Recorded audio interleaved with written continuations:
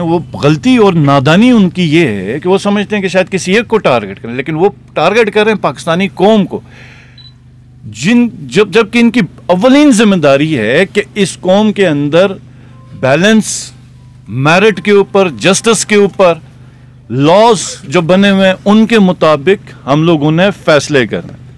और chief election commissioner साहब का तो जब भी हमारे को मिलने जाते थे तो वो मजबूरी, अपनी लाचारी जाहिर करते थे।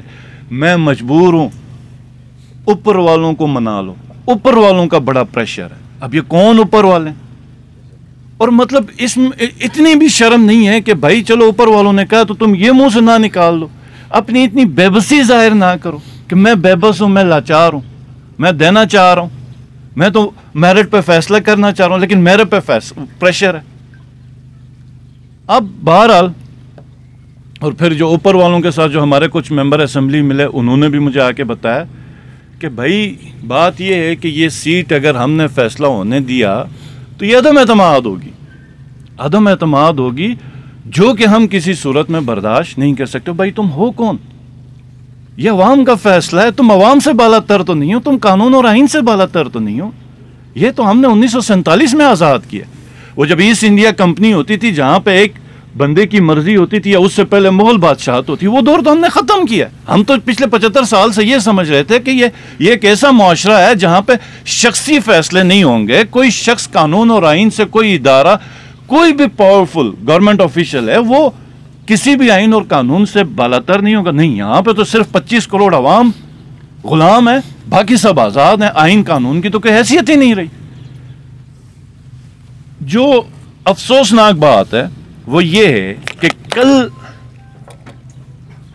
देखें, जब एक हम इलेक्शन जीत गए तो उसी वक्त आरओज और डीआरओज को कहा कि आपने फैसले नहीं देने, आपने फैसले नहीं देने, ये रिजल्ट नहीं देना।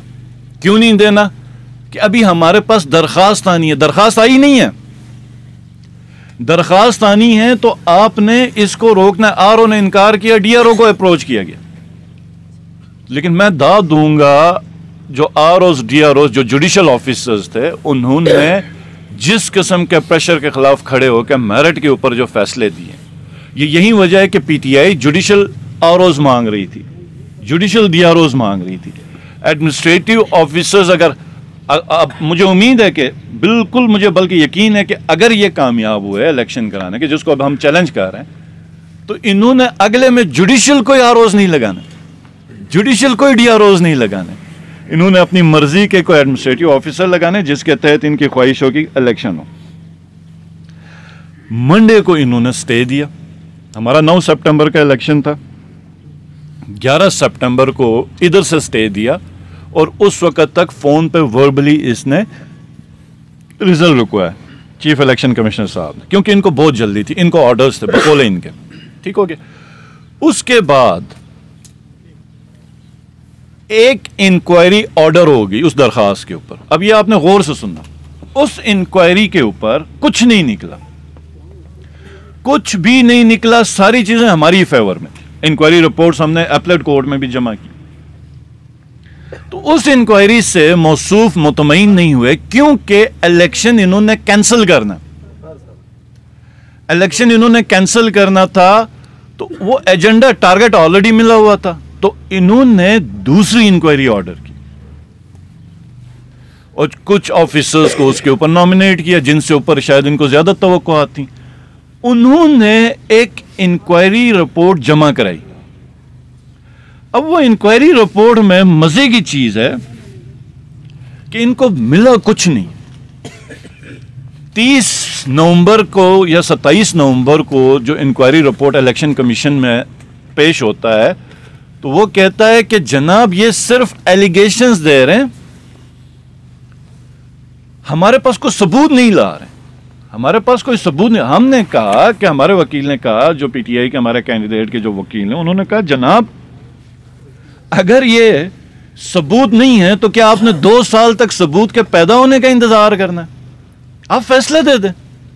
इनको डेडलाइन दी। अब आप सबको पता है डेडलाइन क्या दी, इनको डंडा दिया कि उस डेडलाइन तक आपने कुछ न कुछ बराबर करना। तो जनाब इन्होंने एक रसीद लेके आए पंप की, पेट्रोल पंप की रसीद लेके आए जिसमें कैंडिडेट का नाम नहीं है। अब ये आपने याद रखना, एक रसीद है जिसमें पीटीआई 45 लाख है, पीएमएलएन इतने लाख है और पीपल्स पार्टी के इतने लाख। हम पीटीआई का 45 लाख रखा, बाकियों का को 19 लाख और किसी को 12-13 लाख रखा, और नीचे कैशियर के 10 हाथ है। ठीक हो गया। हमें पता चला तो एक इंतहाई बोगस जिस वक्त रिपोर्ट थी, तो हमारे जो थे उधर एरिया में जो हमारी ऑर्गेनाइजेशन के पीटीआई के, उन्होंने रब्ता किया कि क्या ये फिगर्स आपने दी हुई हैं, क्या ये हमने, उन्होंने कहा नहीं हमने परचेज, आपने तो ये परचेज नहीं की। उन्होंने कहा, हमने कहा फिर आपने फिगर्स कैसे दी? तो उन्होंने कहा हमने तो फिगर्स नहीं दी हैं। जब उनको, क्योंकि हमें रिपोर्ट की कॉपी मिली थी, उनको दिखाया गया तो उन्होंने कहा नहीं ये हमारी रसीद है, नहीं ये हमारा साइन है। तो फिर जब उनको ये पता चला, उन्होंने उस इलेक्शन कमीशन में ये बयान हल्फी अटेस्ट स्टाम्प पेपर में दिया जिसमें ये कहते हैं कि मैं वजाहत अली बहादुर, ये मेरा शनाख्ती कार्ड नंबर सिंधी ये गोजाल का है, तहसील गिजर, हल्फिया बयान दे रहा है कि मेरे दस्तखत के साथ एक सेल्स बाबत फरोख्त पेट्रोल और डीजल बदौरान ज़िमनी इंतखाबात हल्का 13 GB स्टोर 1 साल 2023 एक इंक्वायरी कमेटी के सामने पेश की गई, जो कि सरासर जाली है और मज़कूरा स्टेटमेंट एक जाली लेटर पैड बनाकर जाली दस्तखत करा के जमा किए गए, उसका हकीकत से कोई ताल्लुक नहीं, और न ही दस्तखत मेरे हैं बरोए गवाहान, ये सारा कुछ करके। और फिर उसने डिमांड भी की है कि जिन्होंने जमा किए ये पीएमएलएन के कैंडिडेट ने खुद जमा किया हुआ, और इसने रिक्वेस्ट की है कि आप इनके खिलाफ कार्रवाई करें, एफआईआर करवाएं। अब ये जो पीएमएलएन का कैंडिडेट है, इसने तो एक जाली एफिडेविट नीचे हमारे केस में भी जमा करवाया था, तो इसके ऊपर तो अब 2 केसेस तकरीबन इसके सर के ऊपर है। अब इसके ऊपर ठीक हो गया, जिसका दस्तखत वो आके कहता मेरा दस्तखत नहीं है, चीफ इलेक्शन कमिश्नर ने फैसला देना। अब इस आर्ग्यूमेंट पे, बहस पे उस दिन वो खामोश हुआ, कुछ नहीं बोल सकता। उसने कहा 4 तारीख को, हालांकि केस उसी दिन खत्म हुआ था, हमारे जो एडवोकेट थे उसने केस उधर ही खत्म किया, लेकिन चूंकि अब डिसीजन नहीं बन पा रहा था, री इलेक्शन करवाना था, तो इन्होंने कहा कि फैसला महफूज है। वैसे इस मुल्क में सिर्फ फैसले महफूज हैं, बाकी कोई महफूज नहीं है। तो उसके बाद हमें काफ़ी इंफॉर्मेशन आई, हमें पता चला इनकी क्या इंटेंशन है। अब इसके ऊपर एक और चीज़ है, ये याद रखिए कि जितने भी डिस्प्यूट्स हैं इलेक्शन के बाद के, वो उसके लिए इलेक्शन ट्रिब्यूनल होता है, इलेक्शन ट्रिब्यूनल होता है, जिसके ऊपर आप जाके अपने डिस्प्यूट्स, पोस्ट इलेक्शन जितने भी डिस्प्यूट्स हैं वो आपका इलेक्शन ट्रिब्यूनल हैंडल करेगा। तो इन्होंने जिस एक्ट के ऊपर किया कि इलेक्शन रिजल्ट रोकना, नोटिफिकेशन नहीं करना, उस पे एक मखसूस, उसके ऊपर चीफ इलेक्शन कमिश्नर इंक्वायरी कर सकता है अगर प्रैक्टिसेस गलत हैं। ठीक हो गया। लेकिन उसमें सिर्फ और सिर्फ 60 डेज दिए गए। 60 दिन के बाद इलेक्शन कमीशन अपना इस्तेहकाक खो देता है। हमारे जो लॉयर हैं उसके बार बार एजिटेट करने के बावजूद भी इलेक्शन कमीशन को बहुत ज्यादा शौक है ये सुनने का, इंतहाई को शौक है, उसने कोई बड़ी भारी जिम्मेदारी पूरी करनी है। तो जिसके ऊपर हमारे डाउट्स, क्योंकि जिस हिसाब से इसने पूरा एक चक्कर चलाया हुआ पिछले जो रिजल्ट रोकने से, तो हम बिल्कुल समझ गए कि यहाँ पे मैलाफाइड इंटेंशन है और नीयतें ठीक नहीं है। तो हम चीफ कोर्ट गए, 2 तारीख को चीफ कोर्ट गए कि जनाब 60 दिन हो गए, उसके बाद ये अपना इस्तेहकाक खो बैठा है, तो आप बराए मेहरबानी इनको डायरेक्ट करें कि अब नोटिफिकेशन करें और फर्दर प्रोसेस ये ख़त्म, क्योंकि वो जिस कानून के तहत था वो कानून के हिसाब से इसका अब इस्तेहकाक ख़त्म हो चुका। तो 3 तारीख को वकील ने कैंडिडेट के बिहाफ पे पिटीशन दायर की, जिसको काफ़ी बहस के बाद, काफ़ी केस लॉज मांगने के बाद आखिरकार चीफ कोर्ट ने इसको अलाउ किया और नोटिस किए। और उसके बाद वाज़े तौर पे, ये मैं आखिरी पैरा पढ़ रहा हूँ आपको चीफ कोर्ट का, कि जिसमें चीफ कोर्ट कहते हैं कि पुट अप ऑन 16/1/2024 के 16 की डेट को डेट दी गई।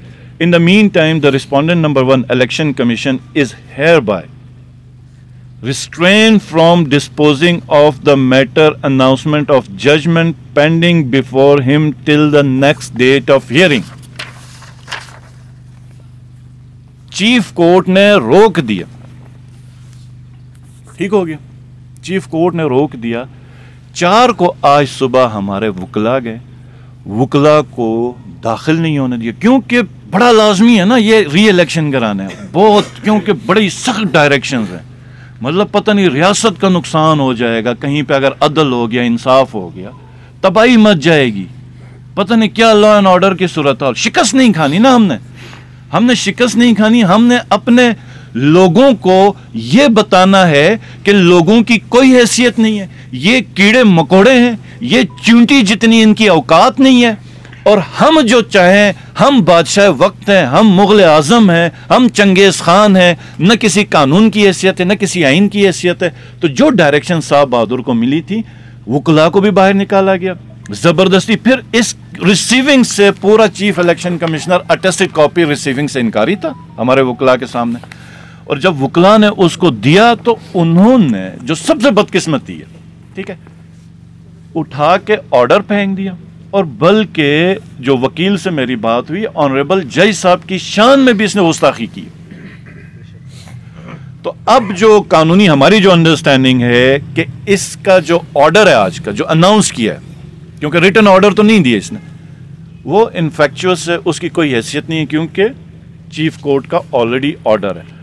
हम इलेक्शन कमीशन के खिलाफ कंटेम्प्ट मूव कर रहे हैं, सेकंड, और थर्डली मुझे बहुत ज्यादा उम्मीद है इस वक्त अदालत से, ठीक, चीफ कोर्ट और एपलेट कोर्ट, इसका जो हम चैलेंज करेंगे एपलेट कोर्ट में, इंशाअल्लाह ताला वहां पर इंसाफ होगा, अदल होगा, क्योंकि माशरे जो है ना वो अदल और इंसाफ से आगे बढ़ सकते हैं।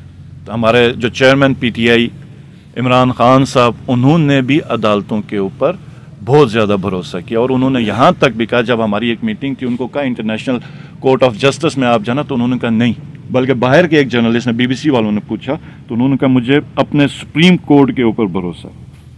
और हम भी अल्लाह के बाद हमारी जो सुप्रीम एपलेट कोर्ट है और चीफ कोर्ट है, उनके ऊपर पूरा भरोसा कर रहे हैं और इंसाफ का तवक्को कर रहे हैं, क्योंकि हमने, ये मुल्क हमारा, ये रियासत हमारी, ये इदारे हमारे, कोई एक इंडिविजुअल गलती कर रहा है, ज्यादती कर रहा है, या उसमें कोई ग्रुप बन गया जो कर रहे हैं, तो वो उस इदारे के खिलाफ कर रहे हैं और इस कौम के खिलाफ कर रहे हैं, इस मुल्क के खिलाफ कर रहे हैं और इस रियासत के खिलाफ कर रहे हैं। ये याद रखें, देखें कि कोई भी रियासत, कोई भी इदारा अथॉरिटी और पावर के बगैर नहीं चल सकता।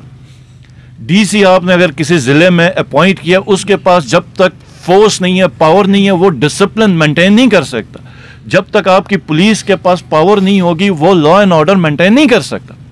जुडिशरी के ऑर्डर्स इंप्लीमेंट नहीं होंगे तो रूल ऑफ लॉ नहीं होगा।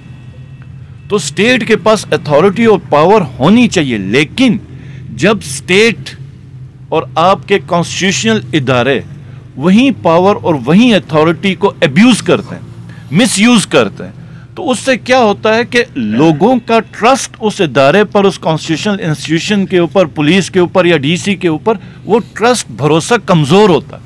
जब आपका भरोसा कमजोर होता है तो आपकी अथॉरिटी कमजोर होती है, क्योंकि आप हमेशा, हुकूमत ये याद रखिएगा कि ये मॉरल अथॉरिटी से होती है। डंडे के जोर पे कोई भी रियासत, कोई भी निजाम लंबा नहीं चल सकता।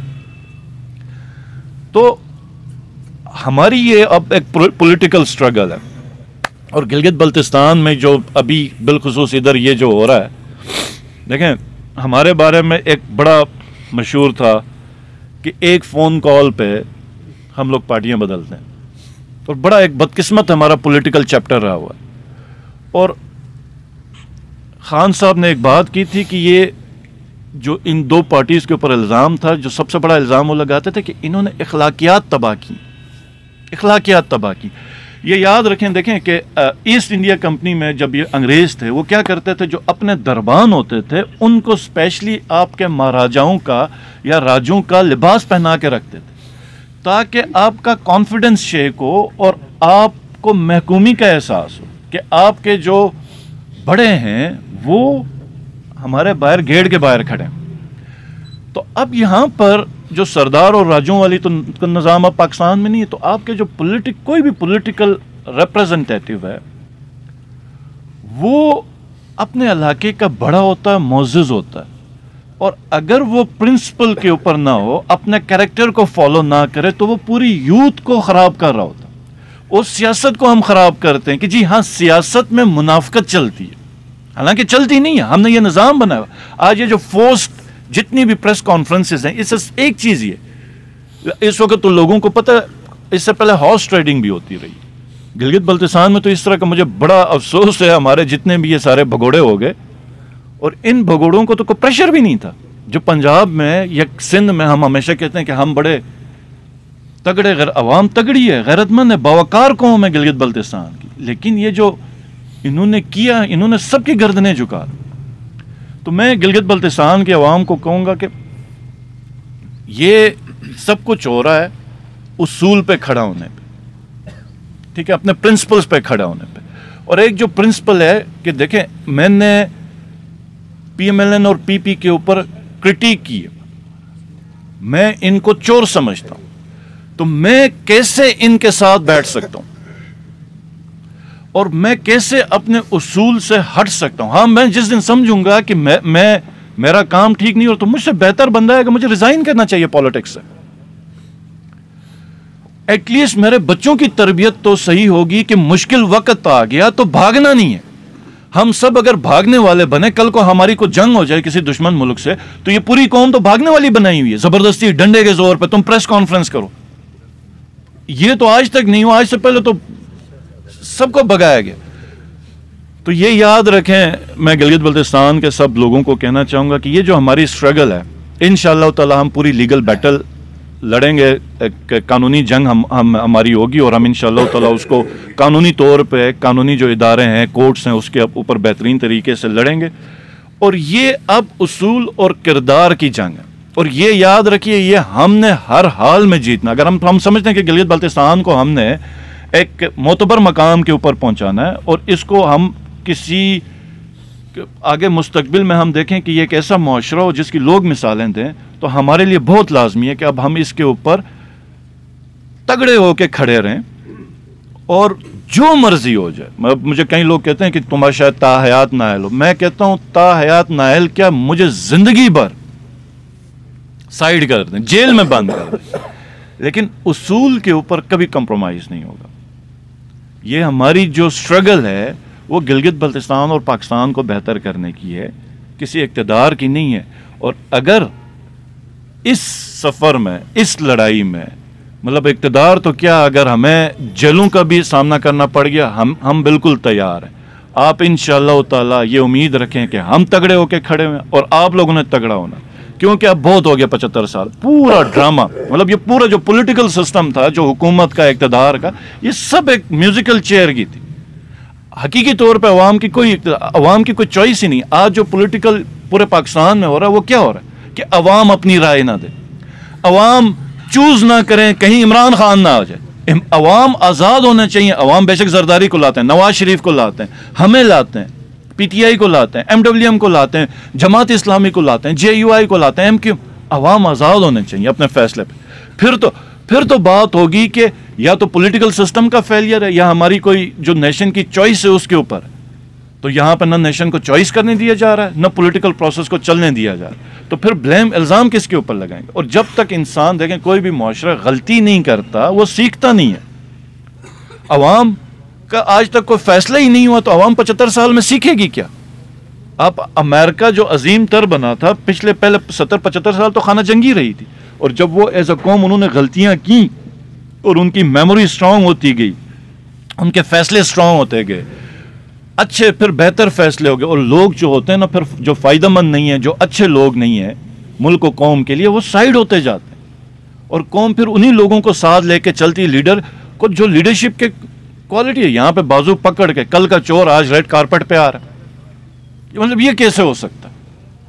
उस कौम का मोरल क्या होगा, उस कौम की खुद एतमादी का क्या हाल होगा, जहां पर इस तरह का एक मंजरनामा होगा। तो इंशाअल्लाह ताला हम खड़े हैं और इमरान खान साहब खड़े हैं। ये जो सफ़र है ये पाकिस्तान के लिए, इसमें जो भी कुर्बानियाँ देनी पड़ेंगी हम तैयार हैं। आप लोगों का बहुत बहुत शुक्रिया। खालिद साहब, सवाल ये है कि पहला 60 दिनों के अंदर इलेक्शन एक्ट 2017 के मुताबिक 60 दिनों में फैसला देना, 60 दिनों में नहीं देता है तो डिक्लेयर हो जाता है कि जो बंदा जिसके वोट ज़्यादा हैं वो जीत जाता है। वो तो हो गया, उसके बाद आप पिटीशन पे गए। क्या आप तवक्को रखते हैं कि सुप्रीम अपील कोर्ट में जाएंगे तो वहाँ पे सिर्फ एक जज बैठा हुआ है, आप लोगों को इंसाफ मिल पाएगा? जी, एक ही जज थे जिन्होंने नीचे चीफ कोर्ट में डीबी ने जब चीफ नोटिस किए थे चीफ इलेक्शन कमिश्नर को और उस वक्त रिजल्ट का अनाउंस का कह दिया था, तो उस वक्त नीचे डीबी का फैसला था जो ऊपर जो हमारे ऑनरेबल जज हैं सुप्रीम अपीलेट कोर्ट में, उन्होंने सिंगल सुन के फैसला दे दिया था। तो ये केस तो ऑलरेडी उनके सामने भी पड़ा हुआ है और उन्होंने चीफ इलेक्शन कमिश्नर को अलाउ किया था और वो सेक्शन जो है जिसके तहत अलाउ किया हुआ था वो 60 डेज़ को इसको एम्पावर कर रहा था और उसी पे ही हमें एतराज़ था कि 60 डेज़ के अंदर नहीं किया तो इसका इस्तेहकाक ख़त्म हो चुका। तो जिसको हम चीफ कोर्ट में गए और चीफ कोर्ट ने हमारी बात सुन के नोटिस किए थे और अगली हियरिंग तक इसको कार्रवाई से रोक दिया गया था, जो कि अब एक इदारा दूसरे इदारे का ही लिहाज ना रखे।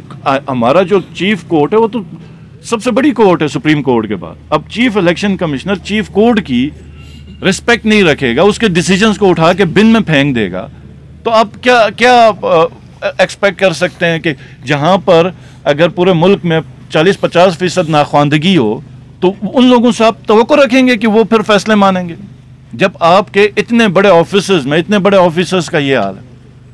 तो इंशाल्लाह मुझे पूरी उम्मीद है। खुर्शीद साहब, जिस तरह चीफ इलेक्शन कमिश्नर ने वर्बल जो डिसीजन है उसमें ये ऐलान किया है कि नए शेड्यूल का ऐलान किया जाएगा, अगर आपके जिस तरह आप कोर्ट अपील के लिए जा रहे हैं वहाँ से फैसला आने से कबल कोई शेड्यूल जारी होता है इंतजामिया की तरफ से, तो क्या देखें इस पे तो मैं आपको बताऊं, पाकिस्तान तहरीक इंसाफ को ये किसी भी हल्के में, मेरा हल्का तो छोड़ें, गिलगित बल्तिस्तान के अंदर ये हाफिज हफीजुर रहमान साहब या अमजद साहब भी शौक पूरा कर लें, जिस हल्के में जिस टाइम पे इलेक्शन का हमें दावत देते हैं हम बिल्कुल तैयार हैं। और अस्तोर हल्का 1 में तो हर साल हम 2 इलेक्शन लड़ने के लिए तैयार हैं। ये और अस्तोर की अवाम मीर जाफर को भी पहचान गई है, मीर सादिक को भी पहचान गई, जिन्होंने एवीआर रोड के ऊपर दरखास्तें दी, कोर्ट में गए। अच्छा, शगरतन रोड को रोकने की कोशिश की। अच्छा, उसके बाद जो देखें हम इलेक्शन लड़ते हैं तो अवाम का फैसला मानना बहुत, मतलब जो अवाम के फैसले से ऊपर आना चाह रहा है उसके सबसे पहला लाजिम तो मेरे ऊपर है कि मैं जब इलेक्शन लड़ रहा हूँ अवाम से फैसले की उम्मीद करता हूँ तो सबसे पहले मुझे रिस्पेक्ट करनी चाहिए। ठीक हो गया, मैं इलेक्शन लड़ रहा हूँ, उसके बाद बाकी तमाम। तो ये जो पीपी और नून के ये जो 2 कैंडिडेट हैं जो दरख्वास्त लेके गए, इनमें तो इतना नहीं था कि ये करते, ये आपको भी पता, हम सबको पता, ये तो मोहरे एजेंट हैं। तो अस्तोर की बड़ी गैरतमंद और गयूर कौम है, वो अब एजेंटों और मोहरों को अपना नुमाइंदा किसी सूरत में नहीं बनाएगी।